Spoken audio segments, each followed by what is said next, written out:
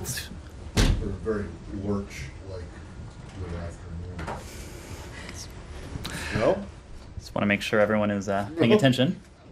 I obviously want to start with the situation in Haiti. And the United States strongly condemns, as you heard from President Biden earlier today, the assassination of President Jovenel Moise and the attack on First Lady Martine Moise in Haiti. We extend our deepest condolences to President Moise's family and his loved ones and to the people of Haiti in the midst of this tragedy. Those who seek to accomplish their political goals through violence and by subverting the rule of law will not succeed in thwarting the Haitian people and their desire for a brighter future. We urge Haitian authorities to bring those responsible to justice. The United States calls on all political parties, civil society groups, and stakeholders to echo what we've heard from Acting Prime Minister Claude Joseph's call for calm and to work together in the wake of this tragedy and to ensure peace and democratic governance.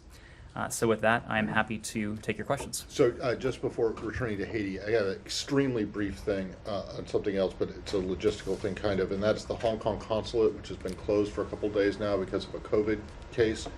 Has that spread, do you know? Is there anything more you can say about that? I'm not in a position... I only ask this now because I forget about it. I understand. I'm not in a position to offer an update on the operating status there. As you know, our embassies and posts around the world are constantly calibrating their operations given the state of COVID or any other issue that may affect the workforce, but I don't have an update to offer. On Haiti, then, is there any... this isn't exactly, it's bad, but it's not exactly a coup. I mean, it's not the government hasn't been overthrown or anything like that. So is there any implication, assistance-wise or any other wise, for Haiti related to the administration policy towards Haiti? There is Acting Prime Minister Claude Joseph has assumed charge. What we know and what we will continue to do is to preserve Haiti's democratic institutions. We know that by preserving Haiti's democratic institutions, that is key to restoring peace. At this time, we don't have any updates to announce in terms of our assistance, but I can assure you that our partnership with the Haitian people and with their elected government will continue. As you know, that partnership has taken many forms in recent months and, of course, recent years. In January of this year, we announced $75.5 million in support for a wide range of issues, and that includes democratic governance, health, education, agricultural development, strengthening pre-election activities through the Consortium for Elections and Political Process Strengthening Program. We have also been a strong partner for Haiti and the Haitian people when it comes to security and when it comes to law enforcement as well. And much of that has been overseen by our Bureau of International Narcotics and Law Enforcement Affairs.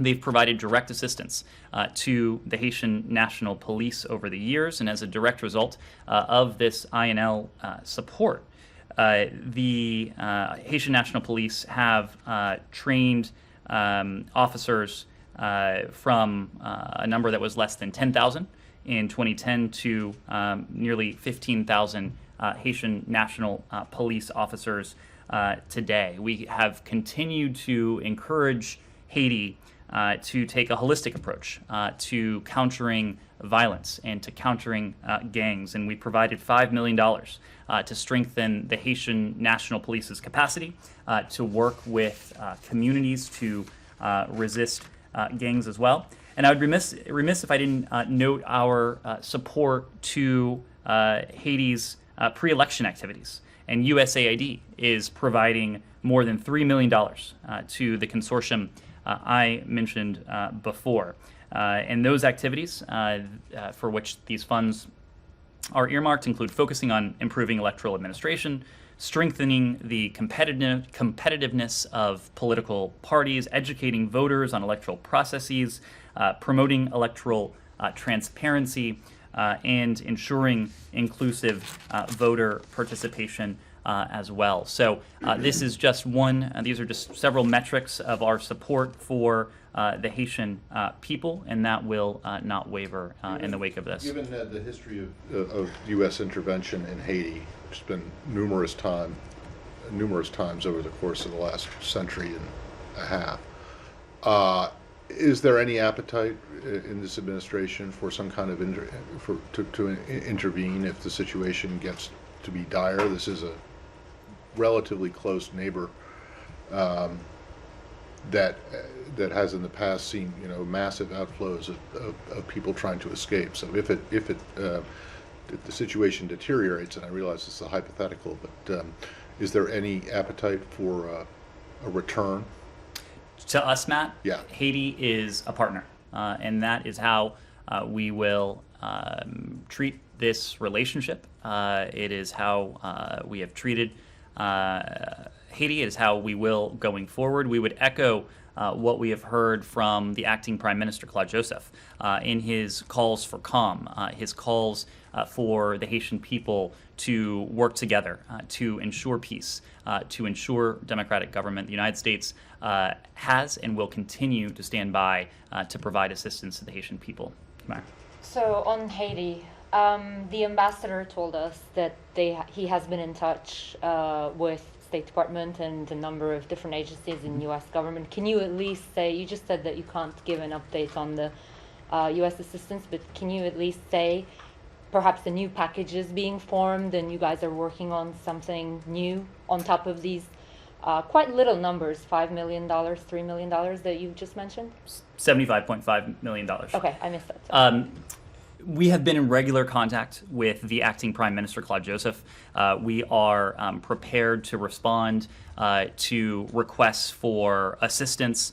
Our ambassador to Haiti, Ambassador Sisson, has been in regular contact with a range of Haitian officials. She has spoken to the acting Director General of the Haitian National Police. Of course, Ambassador Thomas Greenfield at the UN this morning spoke to Haiti's permanent representative to the UN. We have been, as I said before, in regular contact. Secretary Blinken started his day this morning with a comprehensive update on the situation on the ground, including the latest developments as we knew them at the time, the security situation.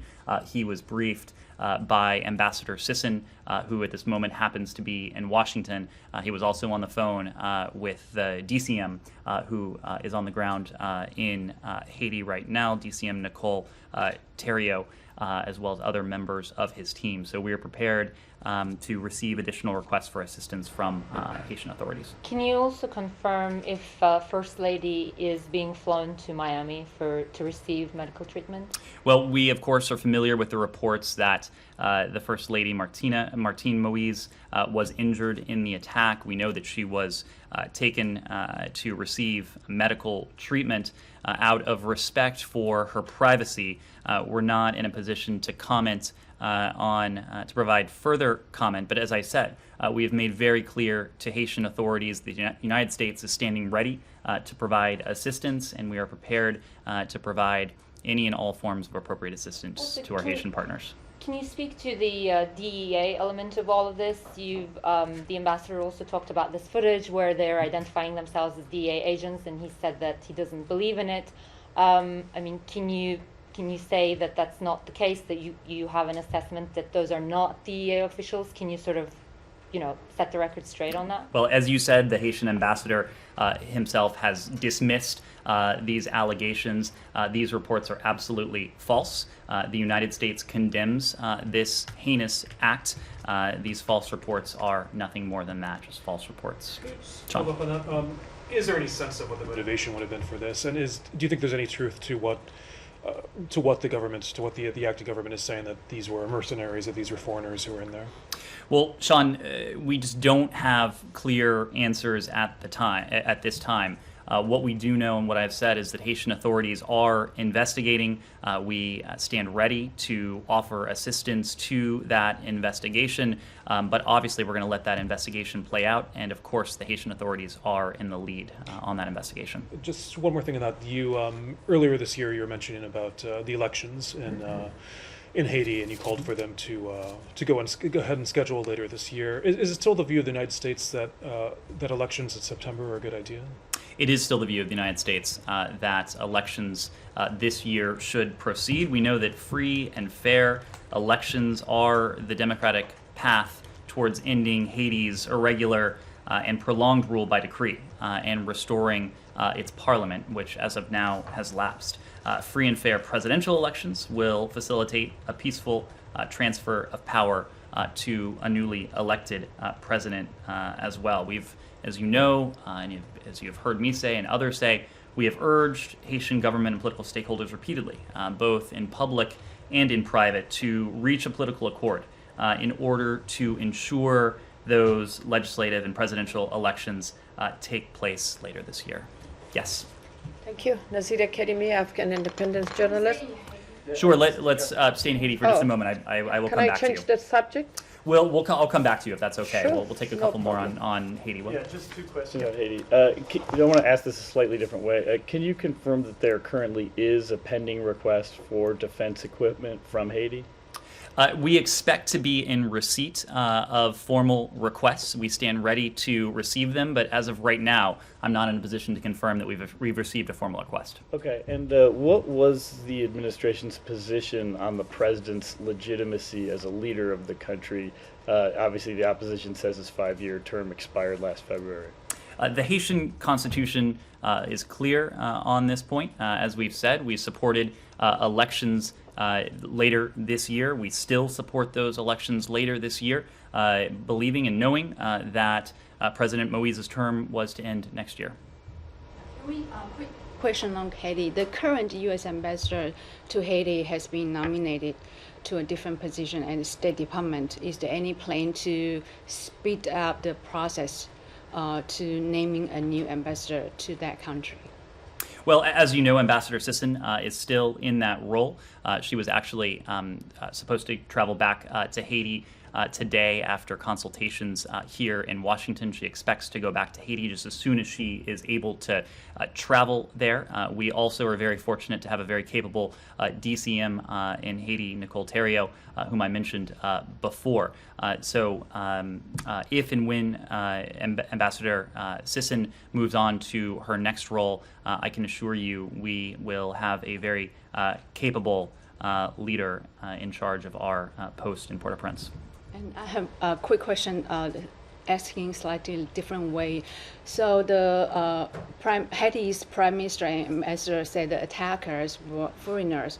If that is so, does the U.S. have any measure in place to prevent them from escaping to the United States? So this is another investigative question, and unfortunately, the investigation, of course, is in the early phases. We are ready and willing to support Haitian authorities in that investigation, which they are leading, but we will have to refer investigative questions to Haitian authorities. Again, reiterating that we are willing to cooperate with any requests they may put forward. Thank you. Thanks. Yes, Haiti still? No. Anything else on Haiti? I will come back to you on Afghanistan, yes. Sure. Thank you. Nazira Azim Karimi, Afghan journalist. As you know, sir, since US and NATO withdraw their soldier in Afghanistan, it's very complicated. The Afghan people, they are very worried. And recently, Iran hosted the Taliban and Afghan official for a meeting.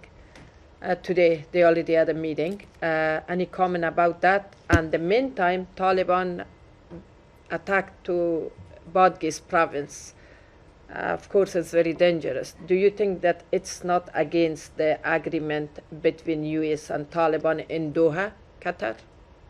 Well, when it comes to the Iran-hosted talks, we're of course aware that Iran has hosted a meeting between the Taliban and the Islamic Republic negotiating teams. This is what we've always said, that Afghanistan's neighbors and countries in the region, they too have a stake in Afghanistan's future. They need to use their influence in ways that are positive, in ways that are constructive, in ways that promote the cause of peace, in ways that support the people of Afghanistan. We know that regional consensus and support for an Afghan-led, Afghan-owned peace process, it's important for an enduring peace. When it comes to the recent violence, this is something obviously we have spoken to quite a bit, and the point remains that no government that might come to power in Afghanistan through the use of force at the barrel of a gun will have legitimacy or the support, and that can be especially critical, from the international community. Nor would a government that comes to power by force have the support of the people of Afghanistan. And what we ultimately hope to help support and will seek to help support is a just and durable settlement.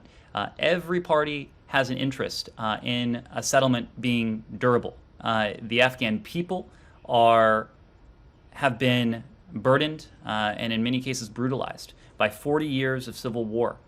The United States is supporting the efforts ongoing in Doha right now between the parties, where the parties are in fact still meeting, still talking, to see to it that we can have a just and durable settlement and a comprehensive ceasefire to finally see an end to this violence. Yes. And Istanbul conference is still postponed. Are you still optimistic? Well, obviously the talks in Doha are ongoing. The parties continue to meet in Doha. We're grateful for Qatar's role and Qatar's role in hosting those talks. We do welcome Turkey, Qatar, and the UN's outstanding offer to host negotiations between the parties. But I don't have any updates to share at that time, especially knowing that talks are ongoing in Doha. Will? Yes, please. Go ahead, Will. On Iran? Sure. Well, sort of, can I just follow up briefly? You mentioned the Iranian role. Could I just pursue that a little bit? Sure. After September 11th, obviously, there's some coordination between the United States and Iran regarding Afghanistan. What's your assessment now of Iran's role in Afghanistan? Are you at all hopeful for a positive, from the U.S. perspective, a positive role for Iran in Afghanistan in the future? Well, look, I wouldn't characterize us as hopeful. I wouldn't characterize us as pessimistic. I would characterize us as knowing that in order for there to be a just and durable peace in Afghanistan, Afghanistan's neighbors need to play a constructive role. What Iran is trying to do, or is in the process of doing by hosting this meeting, may be constructive. I think the jury is still out. This is obviously not something we have discussed with the Iranians, other than by making the point very publicly that Afghanistan's neighbors need to be responsible stakeholders. For too long, many of Afghanistan's neighbors have been happy to see the United States engaged, and the United States alone engaged. If there is to be a just and durable settlement and a comprehensive ceasefire, it needs to be supported by Afghanistan's neighbors, and we hope to see them act responsibly. Following up on Iran, sure. You mentioned the talks in Vienna yesterday, the interrupted talks. Are you certain those talks are going to resume? Have they hit a snag? You mentioned consultations. What are the consultations about? Is it about the new president-elect Raisi, or some of Iran's behavior in the region, or some of the political backdrop and concerns that are bubbling up? Can we absolutely commit that those talks are going to continue, and when do you think we might see that? What I would say is I would need to direct you to the Iranians for feedback on their consultations, what's going on in their capital.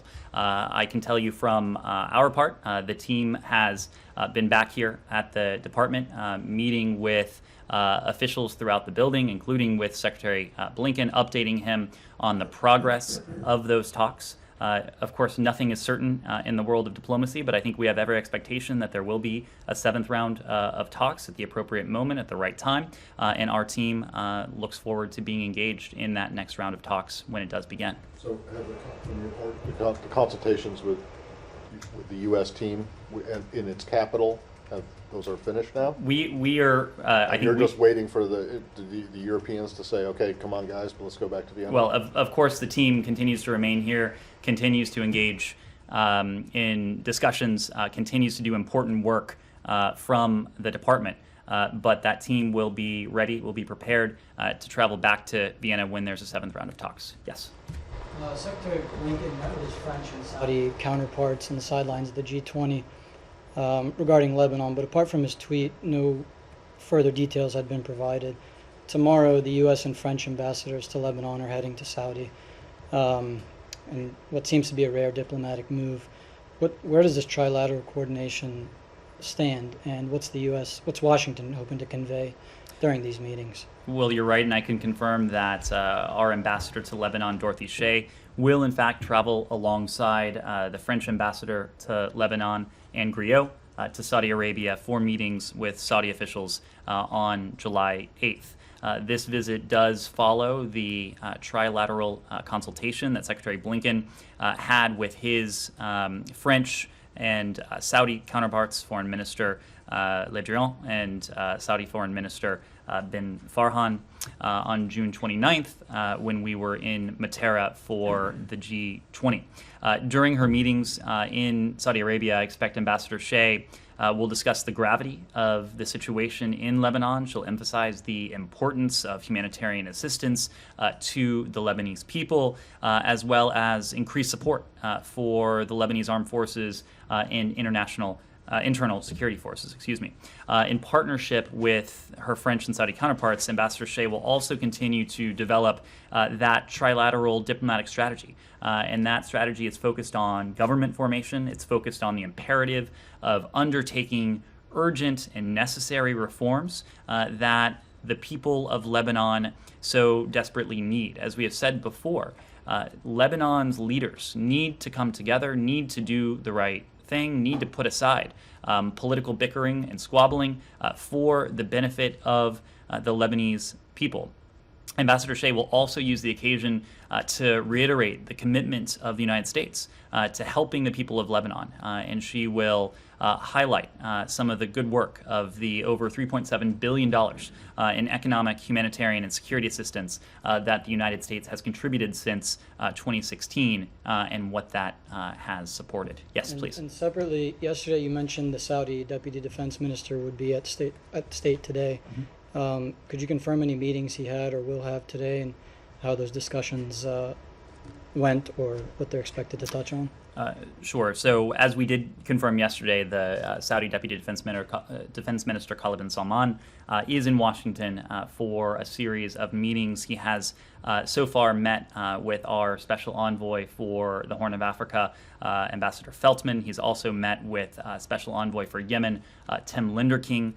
In terms of the former special envoy Feltman and KBS discussed the situation in Ethiopia in areas where the United States and Saudi Arabia could potentially cooperate to address the crisis and to mitigate instability in the broader region. They also agreed to continue a dialogue on mechanisms to promote peace, security, and prosperity in the Red Sea. As you know, Ambassador Feltman was recently in the Gulf discussing the situation in the Horn of Africa, and this was a continuation of that. With Special Envoy Linderking, he took part in a meeting yesterday to discuss steps to mitigate the ongoing humanitarian crisis in Yemen and steps necessary to end the conflict there, including steps that would ease restrictions at Hodeidah Port and Sana'a Airport. Special Envoy Linderking stressed the need for continued Saudi engagement on Yemen, allowing space for nationwide comprehensive ceasefire, followed by a transition to a Yemeni political process that would lead to a permanent solution to this conflict. Additionally, Special Envoy Linder King recognized Saudi Arabia for its efforts to improve implementation of the Riyadh Agreement, and he agreed that both the Republic of Yemen government and the Southern Transition Council must continue to negotiate so that the Yemeni government can return to Aden to provide the essential services the Yemeni people need and deserve. The Deputy Defense Minister will be in the building later today. He'll be meeting with a couple senior State Department officials during that session. Will you see the secretary? I expect the Secretary will have a chance to take part in part of that meeting, yes. When you talk about urgent and necessary reforms needed in Lebanon, could you give us an example or two of what the most urgent and most necessary reforms are? Well, it's certainly urgent that Lebanon's leaders set aside their political differences to form a government that is cohesive and a government that is responsive to the needs of the international people. Corruption, impunity, lawlessness have dogged successive governments, and ultimately, and most importantly, have drained the Lebanese people of much needed resources. So as an initial and necessary step, Lebanon's leaders need to put the interests of their people first. That's what we're calling for. That's what we hope to see. But does that mean, what you talked about, ending or at least trying to fight corruption and the other impunity and that kind of thing, those are pretty tall orders and that can't be really done overnight. So am I wrong in thinking that what you're saying is that the first order of business needs to be the formation of a new government that represents and can respond to the demands of the people? Is that the first thing that needs to be done? It's certainly necessary, but not sufficient. We know that Lebanon's leaders, to the point of government formation, need to show flexibility to form a government that is willing and capable of true and fundamental reform. And this gets to the next step. Government formation is one element, but true and necessary reform is the next. Again, so that the people of Lebanon can realize that full potential. They deserve, they need a government that will urgently implement those necessary reforms, including to rescue Lebanon's deteriorating economy. Lebanon's economy and the economic condition of the country has imposed huge costs, huge burdens on the people of Lebanon. The inflation that has occurred in recent days and weeks has taken a really profound toll on the people there. And so, yes, government formation is necessary, but yes, so too is reform. Yes. Did the Secretary discuss Lebanon with the Pope when he saw him last week? We issued a readout of that meeting. As I do recall, it was addressed, but I would have to refer you to that readout. Can I just ask about Iraq? There's been quite a bit of an increase in rocket attacks. Iraqi army officials say the pace of recent attacks against U.S. bases and with rockets and drones is unprecedented. Why do you think that is on the rise at this particular moment? What is your assessment on who's behind it? Well, I'd have to correct one thing you said. There are no U.S. bases in Iraq. Sorry, There are a limited number of U.S. and other coalition advisors at Iraqi bases, at Iraqi government invitation, that in turn assist and enable Iraqi security forces to confront the remnants of ISIS. Look, I wouldn't want to speak to the motivation of these attacks. I will say that what we recognize is that these attacks reflect and are representative of the threat that Iran-backed militias present fundamentally to Iraq's sovereignty, into Iraq's stability. Do you know for a fact that they're carried out by Iranian-backed militias? These attacks over the past couple of days? So obviously there have been recent attacks, and I wouldn't want to prejudge investigations that are ongoing. But as we have said in the context of attacks that have taken place in recent months, they have been carried out by Iran-backed militias, and President Biden in turn has responded. in different ways, but of course, perhaps most visibly by authorizing the military strikes most recently late last month, but also before that as well on Iran-backed militia infrastructure in Iraq and Syria. Yes? From information that I got from Brazilian government, is the U.S. planning to send more vaccines directly to Brazil in the coming 2 weeks? If yes, how many vaccines and when are they getting to Brazil? And also, I would like to know, when is the U.S. planning to pick the new ambassador to Brazil, and what is the profile that you are looking for? If a political pick or a diplomat, a career diplomat? Well, to your first question, we were very pleased to have been able to deliver 3 million doses of Johnson & Johnson COVID vaccines that arrived in Campinas, Brazil, late last month, June 25th, I believe it was. Presently, as you know, we're working to support the delivery of the 80 million doses from our own supply that President Biden pledged to allocate last month, mid-last month.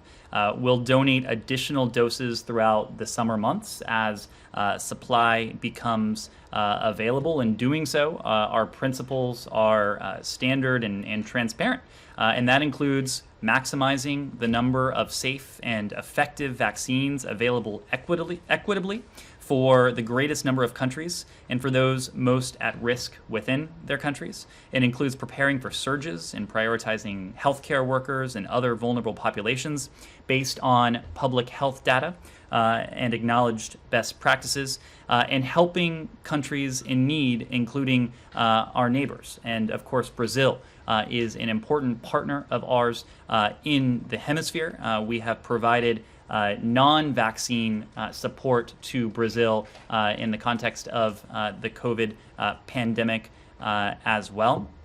And that brings me to your second question. Because Brazil is such an important partner of the United States, while I can't give you a name or I can't give you a time frame, I assure you that the next U.S. ambassador to Brazil will be someone who has the trust and confidence of Secretary Blinken and the trust and confidence of President Biden. That person will be charged with an incredibly important relationship, and as soon as we have more details, we'll be sure to share them. Or is there a timeline for this? Other countries who don't have Well, who don't have the support of the president. I am speaking in the context of Brazil and an important partner. Rich in the back. Thanks, Ned.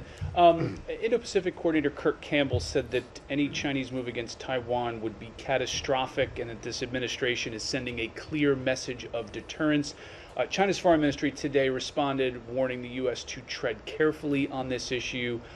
Can we expect the U.S. to continue to send this clear message of deterrence, or perhaps an even clearer message of deterrence going forward? Well, the United States will continue to support a peaceful resolution of cross-strait issues consistent with the longstanding wishes of and the best interests of the people on Taiwan. And we have repeatedly urged Beijing to cease its military, its diplomatic, its economic pressure against Taiwan, and instead to engage in meaningful dialogue with Taiwan. Secretary Blinken has addressed the question. He has repeatedly said it would be a profound mistake by any party to try and remake that status quo with the use of force. Our commitment to Taiwan is rock solid, and we believe that commitment contributes to the maintenance of peace and stability across the Taiwan Strait and within the broader region. For 4 decades, American policy has been consistent. The One China policy is guided by the Taiwan Relations Act, the 3 joint communiques, the 6 assurances provided to Taipei. That has not changed. As you know, Rich, we also did unveil a couple months ago now updated contact guidance that will allow us to deepen our partnership with the people on Taiwan, consistent with that One China policy, the Taiwan Relations Act, the 3 joint communiques, and the 6 assurances. Is the U.S. seeing any evidence that Beijing is ready to cease this pressure? I wouldn't want to characterize discussions with Beijing or any other country on this. What I will characterize is what we are making very clear, and that is that our commitment to Taiwan is rock solid. We believe it is in the best interests of the people on Taiwan and the broader region as well. Any comment on the dispute between the UAE and Saudi Arabia over oil and OPEC Plus? I believe you've heard from the White House on this, and I think they had an opportunity to discuss this again yesterday.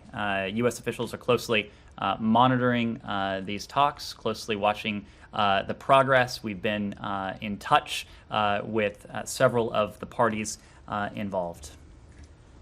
Let me move it around. Yes. On Syria, can you give us an update on negotiations on the cross-border resolution? And given that this is an issue that comes up year after year, has the Biden administration, as part of its Syria policy, given any consideration to finding a longer-term solution to aid delivery?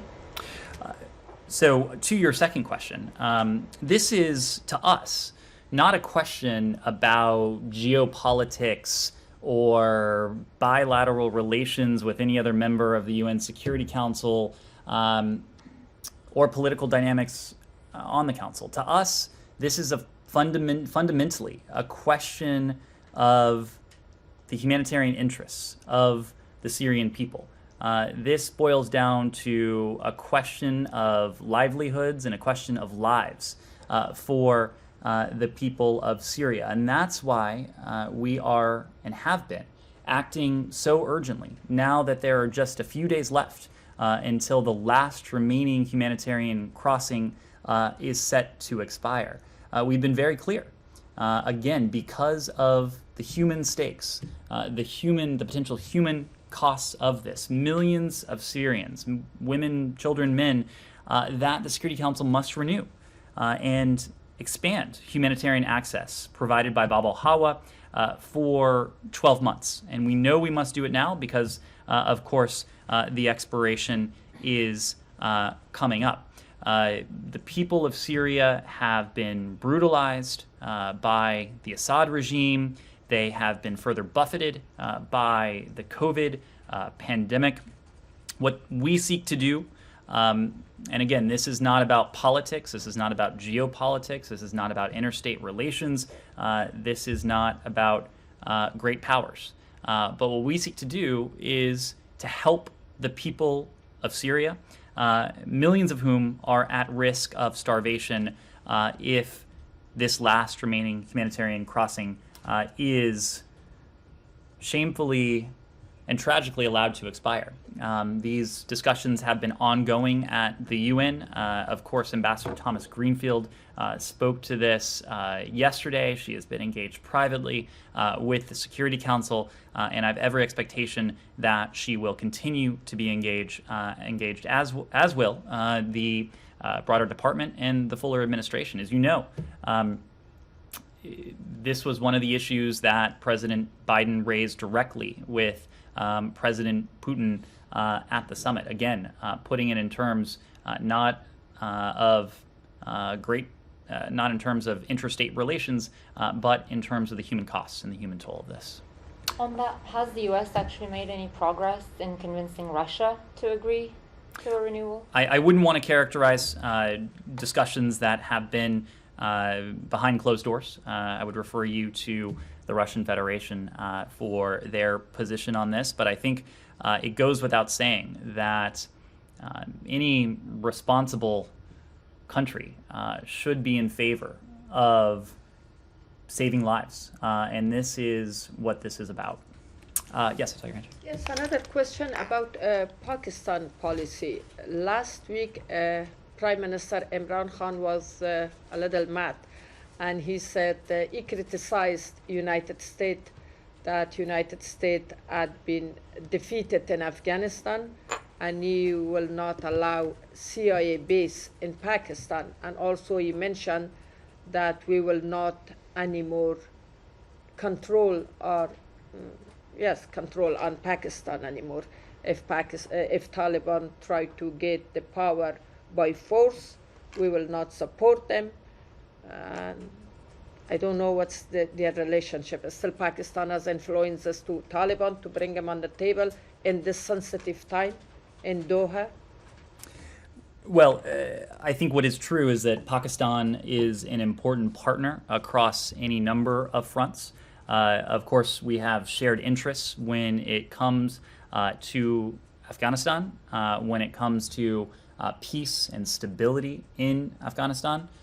We have, and this goes over the course of successive administrations now, encouraged Pakistan to be a constructive partner when it comes to Afghanistan and our collective efforts to bring about some semblance of peace and security there.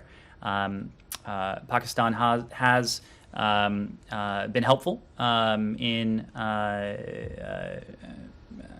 recently when it comes to this shared interest. Our shared interests go well beyond that.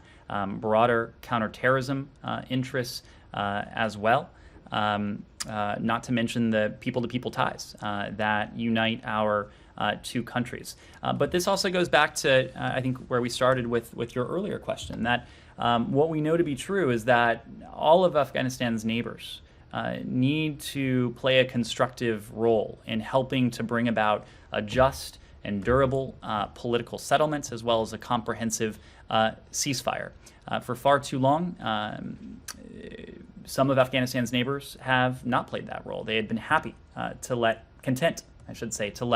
other countries take responsibility. And right now, we have made clear that we are going to be working very closely to ensure that Afghanistan's neighbors do play that constructive role, knowing that it will be a necessary ingredient to what I think we all collectively hope to see in Afghanistan. Yes, Sean. Different issue on China. WeChat, the popular social media forum. There have been reports that there have been the deletion of LGBTQ content from WeChat. Do you have any comment on that? Does this signal at all a worsening of the climate for sexual minorities in China? Well, we are aware of reports that WeChat has deleted several accounts carrying public views of LGBTQI plus topics, and we're concerned by that the PRC has restricted the social media accounts of LGBTQI plus student groups and NGOs that were merely expressing their views, exercising their right to freedom of expression and freedom of speech. We oppose the use of network restrictions to suppress freedom of expression online. It does not matter to us whether that is in China or anywhere else. We oppose it universally. U.S. Content moderation issues are addressed in line with the strong protections under U.S. law that align with international standards for, as I said before, that very freedom of expression. And we encourage other governments to develop similar policies respecting freedom of expression. More broadly, we're committed to fighting for the human rights of all people, and that, of course, includes LGBTQI plus people around the world. This administration is taking measures to ensure that U.S. diplomacy promotes and protects those rights. As you know, on February 5th, President Biden signed a presidential memorandum making it the policy of the United States to protect and to promote LGBTQI plus rights around the world. Yeah, does that, when you talk about universality of this and you oppose the use of network restrictions to block any content related policy, yeah, you know. Well, I didn't say any content. Consistent with the right to freedom of expression. Right. Okay. Well, you know, I know this is the State Department, and you speak on behalf of the administration, but domestically, you know, today, I think somewhere out there, a certain former president has filed lawsuits against several companies that are similar to WeChat and what they do for blocking his. So if that was taking place, if that kind of thing was taking place in another country where you had a remit, or a responsibility. Would you oppose those kinds of restrictions by private companies on free speech?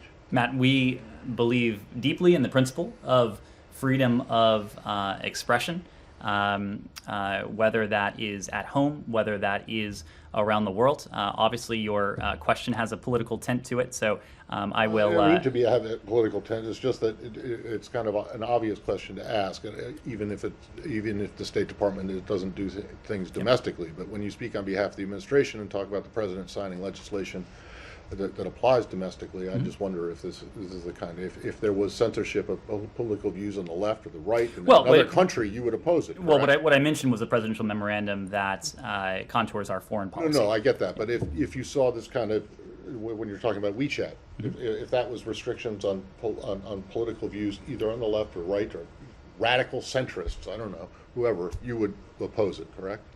Freedom of expression is something that we protect and that we promote around the world. The right of people everywhere to live in safety and security is also something we believe deeply in. When it comes to U.S.